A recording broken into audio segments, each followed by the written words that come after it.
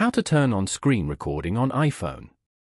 To get started, first of all, swipe down from the top right corner of your screen to open the control center. Once the control center is open, tap and hold on an empty area. This will activate the edit mode, causing the icons to jiggle and revealing customization options.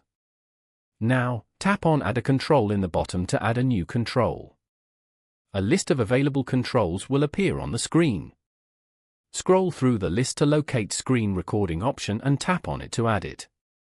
The screen recording will now appear in an available slot in your control center. To finish, simply tap on the background to exit edit mode. Following these steps, you can easily turn on screen recording on an iPhone.